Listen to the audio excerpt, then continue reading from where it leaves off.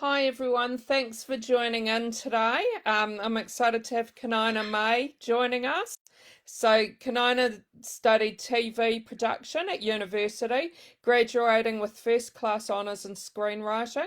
She went on to work in the scripts department of Home and Away, All Saints and Headland, and she has two women's fiction novels published by Harlequin HarperCollins. The first one was The One, which was published in 2019, and All We Have Is Now in 2021. She lives on the mid-north coast of New South Wales with her husband, three kids, and energetic Labrador, and she's currently working on her third manuscript. So I just want to say that I recently read All We Have Is Now.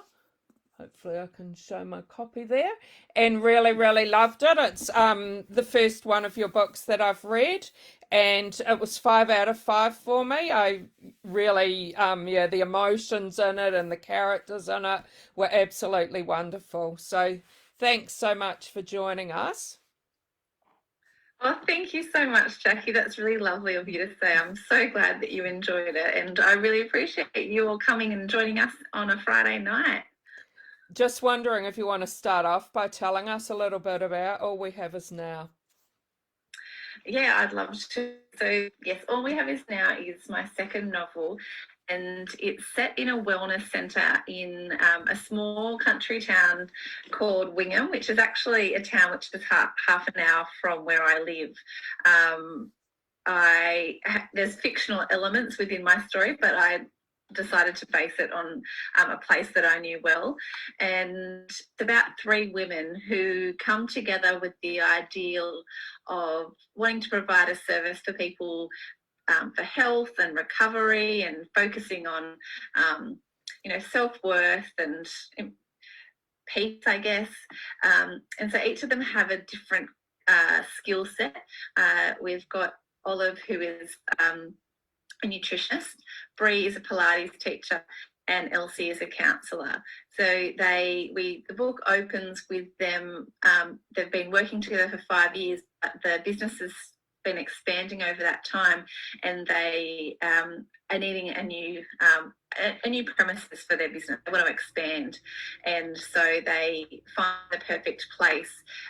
But with that, there's an extra room, and it's more than what they need, so they're going to have to get someone else in new to start to work with them. So there's a handsome man, Tom, walks back into the doors. He's the right person. He's a masseur, and it's someone from Olive's past, and he's holding the key to some secrets that she's been keeping from everyone. And while there's that mysterious element, I hope, that will keep people reading the pages. It's a story about friendship between the three women. It's a story about grief and healing. It's a story about families as well. They've all got their own different family dynamics. So the book changes points of view. Each chapter goes from one character to the next. So there's some events that overlap, and you get to see things from different points of view. But yeah, essentially it's a story about friendship, and a story that I hope by the end you're filled with a sense of hope. Mm-hmm. And could you tell me what the first idea was you had when you started to write this book? Yeah, the very first idea was actually the setting, and that came because my first book, which was The One. This is the new cover of The One. Some of you might have recognised it as the original cover, which was like this. Yeah. So The One is set on a behind the scenes of a reality television show, and I have a background in TV, so that was what sparked that idea. And I think the fast pace of the behind the scenes, a reality TV show where it was a bit, spotlighty. I kind of wanted I was craving something as a writer to have something a little bit calmer and kinder. And years ago, I went to a wellness centre, and I remember going in there and thinking, wouldn't this be an amazing place to work, to kind of be trying to offer these services to women at the time. There was lots of women when I went. But anyone who needs self-improvement or wants to concentrate on themselves. So that, I think, has been sitting in the back of my brain for a while. And when I was when I had the one was finished, so to speak, and I didn't have a deal for it yet, but I was ready to start writing my next project. My youngest was at a preschool that was about half an hour from where I live. But so if I was going to do a round trip, it was going to be an hour. So I used to go to my local library, and when I was starting to ideas, I was flicking through some magazines, and the World Centre was already in my mind. And then I started looking through well-being type magazines, which kind of really fuel the rest of the setting idea, and then the story and the characters came out of that, I think. And I'm wondering as well, the one, is that quite about relationships as well, or not as much as your second novel? I would think that the one's a little bit more about relationships than All We Have Is Now. All We Have Is Now is about the more the friendship, which is something I really want to explore. So the one has 3 women as well, and one of them is a producer it's a TV show that's it's kind of like The Bachelor meets Big Brother. Okay. So it's a dating reality show that she's working on. So she's kind of trying to climb the ranks, and she's willing to do just about anything to succeed in her job. So that starts into we kind of, you're wanting her to progress in her career, I hope, as the reader. And then I've got a contestant who's kind of like a fish out of water. And you learn why she's decided to go on this show, which you wouldn't expect of her.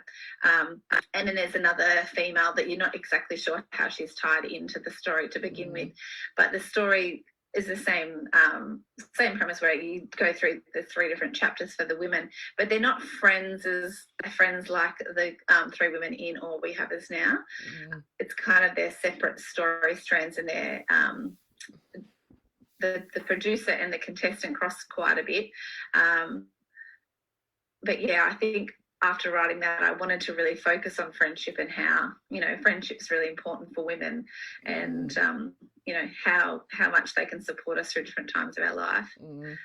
So yeah, they're different, but I still writing that. I wrote both 3 women, which is from my TV training.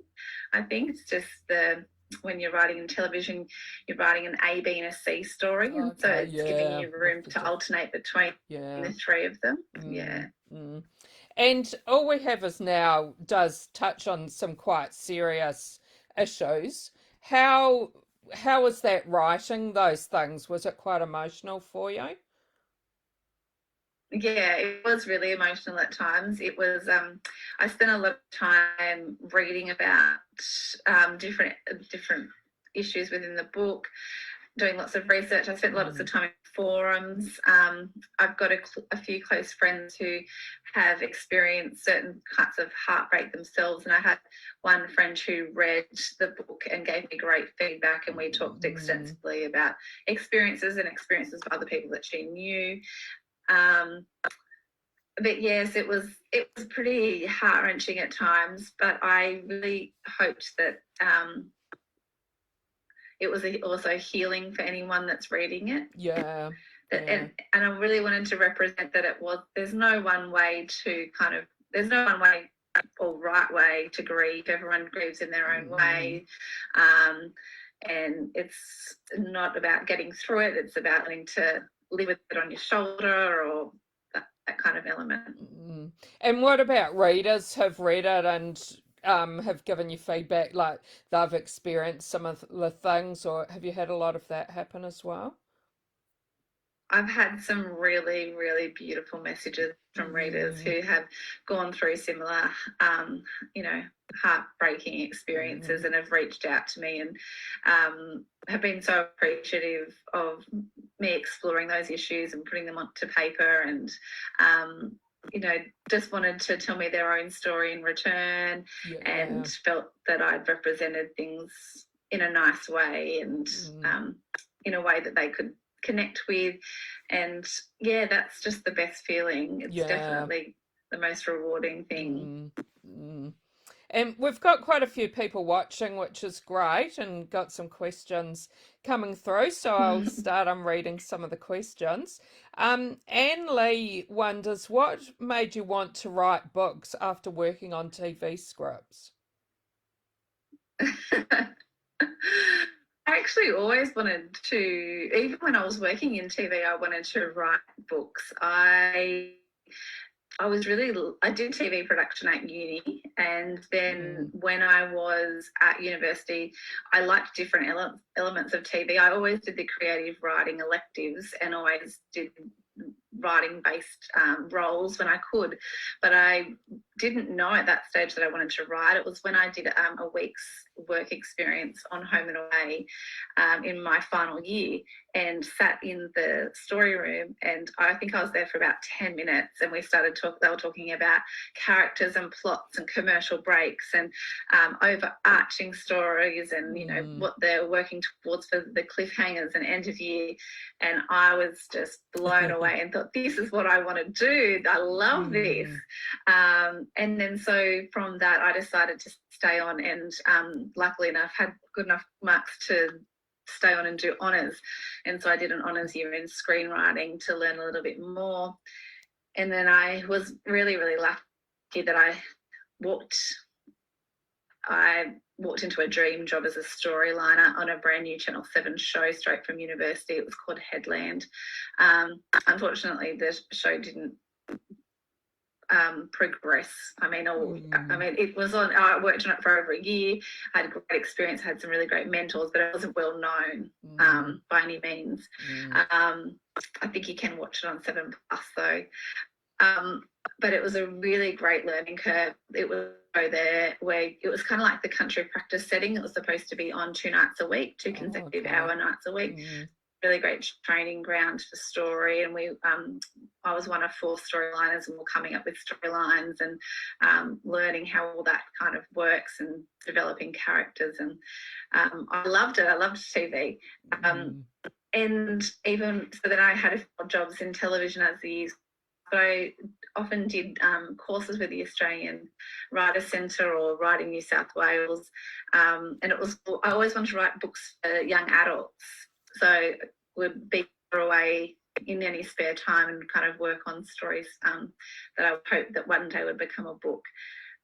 But what was the key to that actually happening was becoming mum. And we'd moved back to my country hometown. I wasn't working in TV anymore.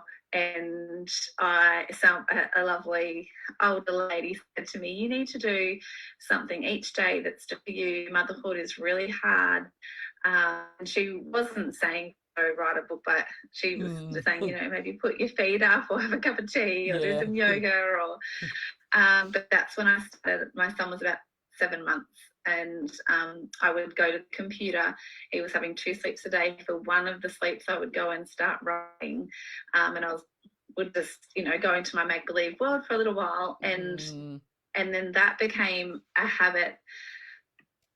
I think I had my youngest just started school, so for about 10 years that was my habit. When anyone would have a sleep or we'd have any screen time, that would be I would go to my computer to write stories. And so it's not a really exciting move of I decided to write books. It was just my circumstances changed, and it was something that I could do with kids and we in the country as well. No, that's a great story. Kelly says she loves the new cover of The One, and she wonders if you thought it would be so well received. The cover? For when you wrote your first book. The cover or the book? The book, I think she means. Oh, well, I don't know. It's really hard as an author. I don't necessarily know if it's well received. People say nice things to me. But, it's, you know, it's a dream come true to have people read your imagined world and connect with it. And the women in these books, they're made up, but in mine they're real. I spend so many hours with them, and I think of them. And even as I was saying to you before, Jackie, it's been a little while since I've talked about All We Have Is Now, because I've been heavily working on my other book, and I pick up and I looked at their names and I thought, I wonder how they're doing. Yes. It's just such a bizarre notion to think, oh, they've gone on without me, and I do kind of think of them out there in the world doing their own thing. Yeah. And the cover of the one ties more into All We Have Is Now's cover. Is that why it was changed? Yeah, so It looks... the blue cover originally was this one. Yeah. And then I put in my second manuscript and it's a bit more serious than the one. So then they did this cover, and then they decided when they were going to bring out the smaller version, they did that cover first and then redid it, but knew that they wanted to tie that cover in with this cover. Do. Yeah, and I love the brand. I love the new cover. It's nice and bright, and yeah. It's really funny actually, because I've done a couple of author talks, and the covers are really polarizing to people. Some people would say, I wouldn't pick up that blue cover. Others would say, I wouldn't pick up that pink cover. So it's really hard. Well, they are very different. They're not similar at all, are they? Yeah. So I wonder if the new cover, if that meant that people read it who might not have before because of the new cover. Yeah, well, hopefully. Yes, and so the little pink, the one had the first chapter of What We Have Now in it, and it came out a couple of months before. Okay.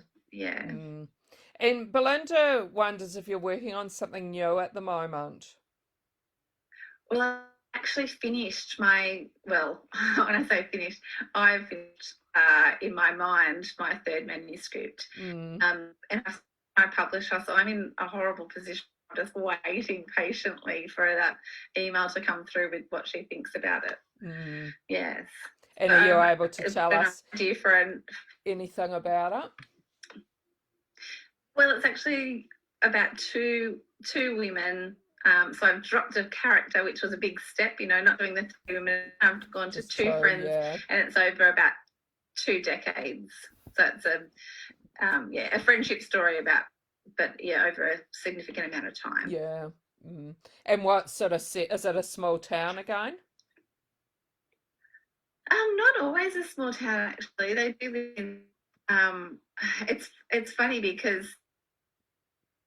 I've talked about other authors regularly.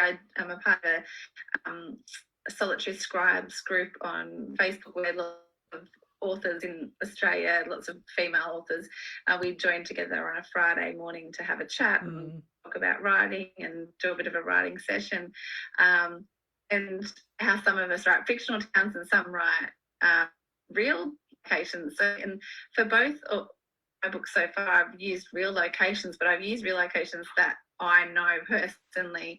So the one was in Sydney, but there was a character from Macquarie, which is only an hour away from me, another from Gloucester, which is an hour in a different direction. In my third manuscript, it's in my mind set in Sydney, but I don't think I've tried not to kind of specify locations. Okay, yeah. But that might definitely change in edits. That's something that I would probably have to talk about because I've done so far. Yeah. I haven't made up any yet. Yeah.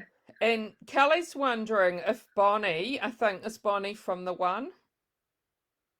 Yes, Bonnie is from the one. If she's based on someone you know, she's such a fantastic and relatable character. Oh, thank you. No, she's just from my imagination. It is funny though, I'm sure you would have heard it before, Jackie, but how they say that characters are usually a third yourself, a third someone you know, and a third imagined. And I think that's the case for most of the women I write. I can definitely see that I've got elements of myself in them, and they can remind me of other people I know. Yeah. But no, I really liked Bonnie too. I think I'd be friends with her. Yeah. And Kelly wonders if lockdown has had a positive or negative impact on your writing schedule. I've got 3 kids at primary school, so lockdown's not been helpful at all for my writing. For family time, it's been lovely, but yes, no, I haven't enjoyed it. We live in a really small town ourselves, and it's a very social town. My kids have lots of activities on normally. It's actually, lockdown's hard because it's just the social aspect that we're used to, as I'm sure everyone's used to. But yeah, I like routine, and I like sending them off to school for the day. I like missing them and getting to, think, I haven't seen you for 6 hours. How's your day been? My day's been in a fictional world and it's been great. Yeah. But yeah, my youngest is only in kindy, so this is a new thing, and I've actually been working 3 days a week at a school myself, so my writing schedule has kind of changed each year as, one's gone to school and, the other two have slowly followed. I used to write into sleep times, sometimes I'd only ever have one day where I didn't have anyone at home. And, I thought this year I was going to have 5 days in a row, but anyway, I've been working a little bit. Yeah. And Sarah Joy said, are you lucky enough to be in one of the areas that's no longer in lockdown? I am. I'm really, really lucky. We only had a month of lockdown. My 3 went back for their last week of term, and we feel very grateful. We actually had news that came out today. They were waiting for that our area was being reviewed because of a certain case, and that they would have more news. But about 10 minutes before I hopped on here, they just said at this stage we're still not in lockdown. So I think everyone's on tenterhooks. You don't really know if you can go anywhere, or we live close to the beach, so that's where we're going. Yeah. No, that's good. Mary Lou says she's wondering if you're on a book a year contract, and if you are, how do you manage that? No, I'm not. No. I'm not at all. I don't have a contract for my 3rd book, so I'm waiting, and I'd have no idea, Mary Lou, if I how people handle that pressure. Yeah. And Kelly wonders if you know when your next book will be released. No, because I'm waiting to see what the publisher thinks of that book. Yeah, okay. And Geraldine wonders, is plotting a book very different from plotting a TV script? Probably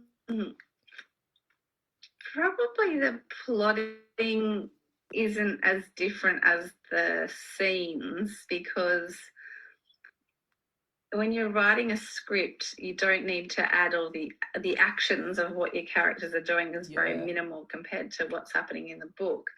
I find dialogue really easy. I've had a couple of chats with Vanessa McCausland, and she writes just such beautiful prose, which is something that I find harder. I feel like a conversation happens in my head quite naturally between the characters, and I think that's the TV training. Because you don't need to kind of add all the extras, but you do in the book, so you have to go, I might leave myself a note to say XX, fix here, or add in details here, add in description, whatever's happening in the background.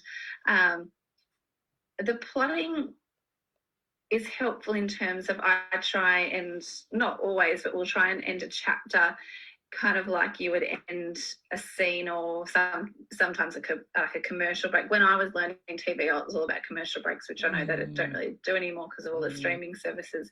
But you want that character, you want the show and TV to stay for that commercial break and to see what's happening. But as an author, you don't want them to finish a chapter and go, oh, well, I can put it down and I'll read it tomorrow. You want them to go, oh, what's that about? I want to turn another page. So I think that plotting element comes in handy with trying to get that mystery element to keep going through, or leaving on a cliffhanger, giving them a little bit more information, but not quite enough, and they want to earn more. And because I've got the 3 different women, kind of have to keep trying to push that along. Yeah. Well, I'd have to say I certainly found that when I was reading All We Have Is Now, it did want you to keep reading it and reading it. I think I read it in 2 days, probably. Oh, wow, thank you. That's a lovely compliment. And Kelly also I've just wonders. read Oh, Leanne. sorry. Oh, I was just going to say I've just finished Leanne Moriarty's new one, and I found that I was turning the pages pretty quickly there. She that certainly knows how to keep your attention to keep turning. Yeah. And I'm wondering from that, what sort of books do you like reading, and do you have some you want to recommend to us? Yeah, I've read some great books this year.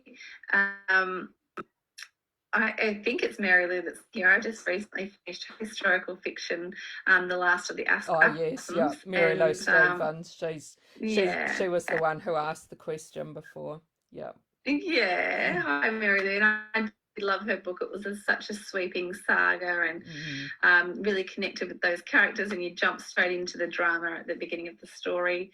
Another story I read this year that I enjoyed was Imbi Neem's The Spill. Okay, I haven't heard. I don't think it came out this year. It must have come out maybe last or the year before, but I found it was a really great page too. I did a guest, hosted a guest book club for Lisa Island earlier in the year, and I didn't really know much about that book, but it was such a pleasant surprise. And I think it's set in WA. I think she's based in Melbourne. Another book I've read, which I really liked, is Amala Ward's The Things We See in the Light. And I was lucky enough to provide a quote for that. And that's the first time I got to provide a quote, which was very exciting. And this one's only come out in last month, so it's brand new. But I do read a range of books. I've actually just started Anna Downs' The Shadow House. Oh yes, yeah. Yes. I've got this. This is a YA that's on my to be read pile. Tobias Madden, his debut book for doing great in young adult fiction. Got Sandy Docker's new one sitting here waiting for me. Yeah. And Vanessa McCausland's. I've got so many great books sitting there waiting for me to get to. But yeah, as I just said, I read Leanne's latest one. I've heard a lot of people say that they think that that's her best one ever. Oh, really? Yeah. It wasn't my favourite one of hers. But, yeah. Yeah, I loved what Alice Forgot the Most. She's had some really great ones, though. Yes. I mean, when Mary Lou's question about the I can't imagine the pressure on her to come up with ideas, because she's had such amazing stories and page turners. Yeah. Another great book I read was The Seven Husbands of Evelyn Hugo. Okay, yeah, I've heard that one, but I haven't read that yet. Yeah, I really loved that. And You and Me on Vacation by Emily Henry was a recent, really light rom-com, easy to read, nice escapism if you're in lockdown. It's over 7 summers or 10 summers, 12 summers. It's over a certain amount of summers, and there's holidays involved, and it's light and fluffy. But yeah, I get scared easily, so if I'm reading anything with a thriller element, I do have to keep myself in check. Yeah. But I like women's fiction, but I know that I'd try and read a bit more widely than that. Yeah. And I'm wondering, after reading All We Have Is Now, have you been compared to Rachel Johns? I don't know whether that was on. It has been put there on some. Well, it mustn't have been on the book. It might have been when they were trying to sell it, I think. Yeah. Because certainly, I love Rachel Johns, and I found she quite often has the 3 women as well. And I found yours, was bringing back the love that I had for her books was similar in your one. Oh, that's lovely. Yeah, well, Rachel's been a lovely support too. She, I messaged because I have the same problem that she has, in that we write so much story that you think, oh, this story's blowing out everywhere. So she said, don't worry. When I've just submitted my last one, which was 145,000 words, and she said it's okay. The Patterson Girls was that many. So and that's one of the best things about this industry, is that the other writers are just so supportive and just so encouraging. I'm hearing that all the time, and that's really, really great. It's great to hear all the support. It's lovely to know that there's others to talk to about it. And have you ever thought of having any sequels to your books? I could see All We Have Is Now could have a sequel to it. I haven't at this stage. No.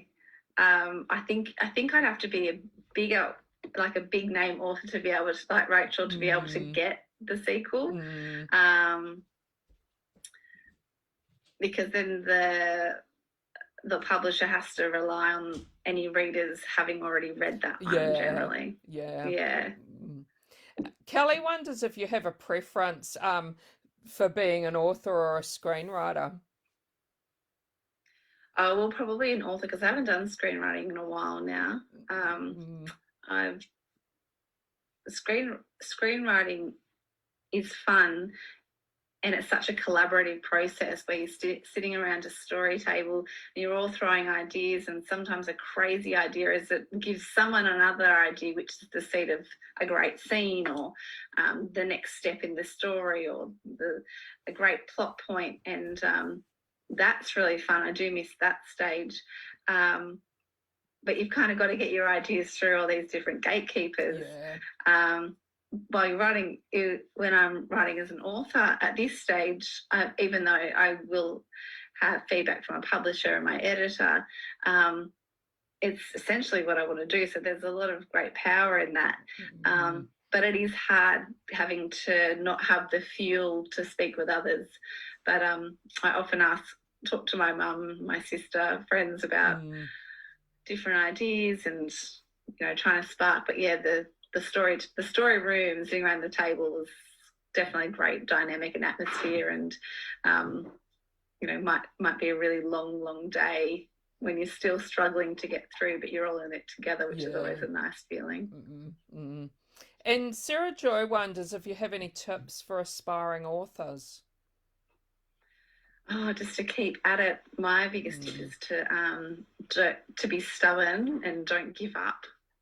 That's what I think that I tried to, it was a long road. I think it was about 10 years in the end. Sorry, I don't know if that was my audio. Sorry, I can see all my kids going back and forth. They should be in bed.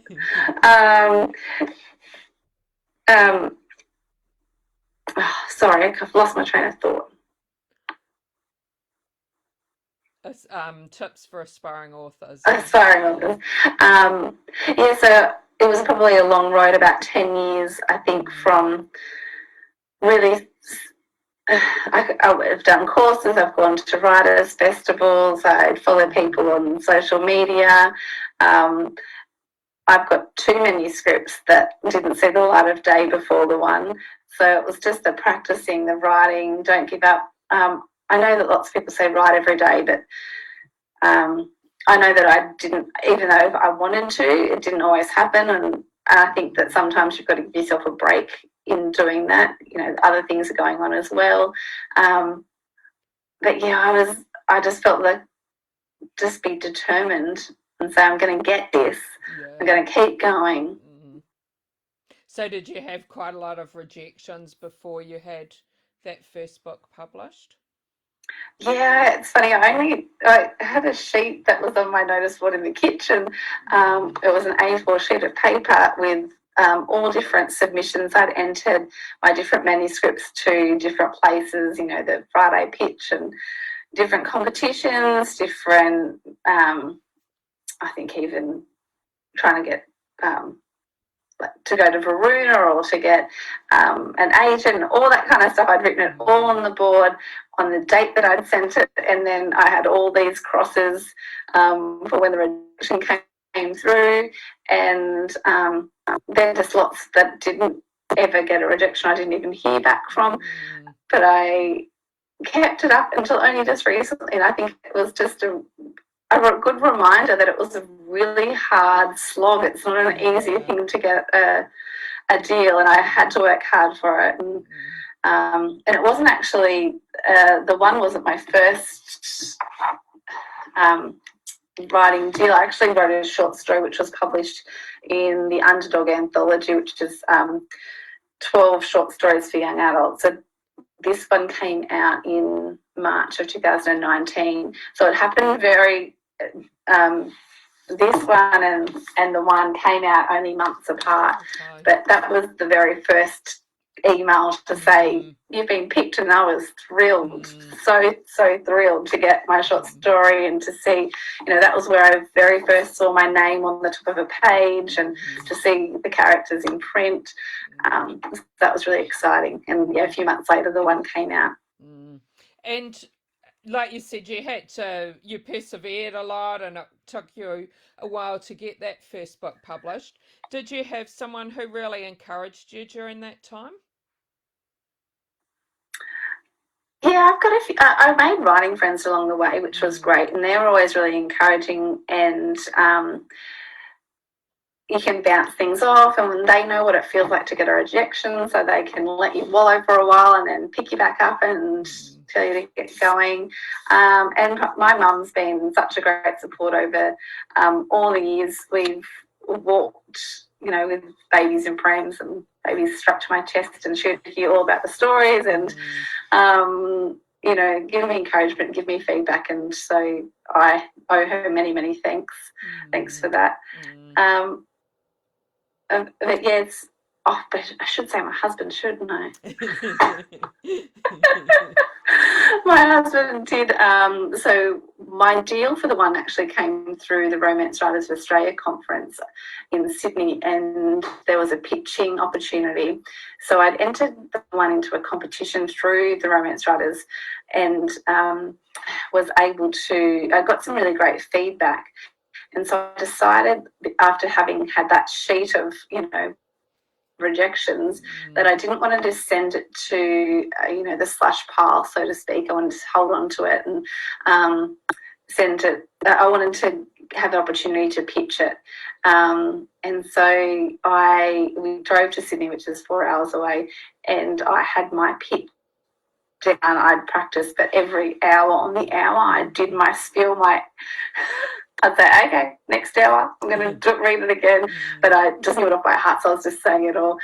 So he was very encouraging and pretended to be a publisher and asked me different questions about the book. And that's where I pitched to Rachel Donovan at Harlequin HarperCollins. And it was about 5.5 weeks after that pitch that I got the very exciting phone call to say that she really liked it and wanted to take it to the acquisitions meeting. So that's my exciting story. Yeah.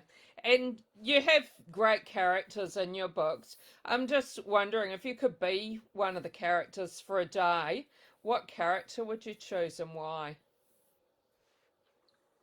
Oh, that's a good question. I've never been asked that before.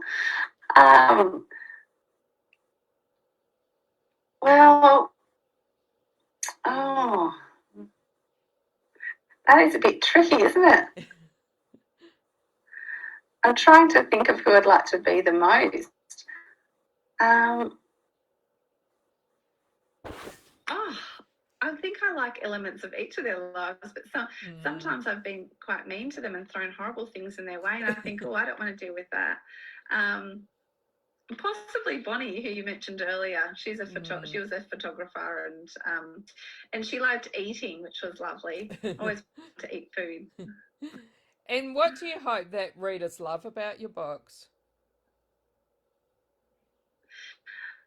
Yeah, well, All We Have Is Now, that one's a very special. It was it's dedicated to some really special people, and even though it can be quite confronting and emotional, I want them to be able to take away with it a sense of hope. That would be definitely for this one would be hope. I think for the one, I think that's just a bit more of a fun ride. People have loved a lot of feedback I've had from that is that they've loved learning about the behind the scenes, what happens behind the scenes on TV shows. So it was kind of a different, they've got different vibes, I think. Yeah. Yes.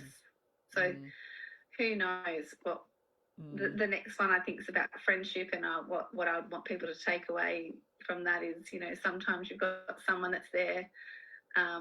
There's rough times and there's good times. It's not all, friendships is not always easy. Sometimes it is hard work. Well, thanks so much for talking to us today. Hopefully we hear about your new book coming out and that you've got a contract for the new book. Oh, I hope so. Thank you. And just wanting to wonder if you can tell people how they can keep in touch with you. Oh, thank you. Yes, so I'm on Facebook as Kaneana May Writer, and then also at Kaneana May Writer on Instagram. I post about books that I'm reading, anything that's happening in my life. You can also find my website, which is www.kaneanamay.com. I've also got a newsletter that comes out once a month. I've got regular giveaways on there. I host a monthly event with my local library with guest authors on talking about their book recommendations. So there's usually a giveaway linking in with that, and I give any writing news that's happening, and I talk about what I'm reading and watching, and just anything else that's happening in my life. So yeah, I'd love to see you on there. Well, thanks so much for joining us, and thanks to everyone who joined in. We had some great questions. Thanks. Oh, thank you, Jackie. I've had such a lovely time, and thanks for having me on. Thanks. Bye, everybody. Thank you.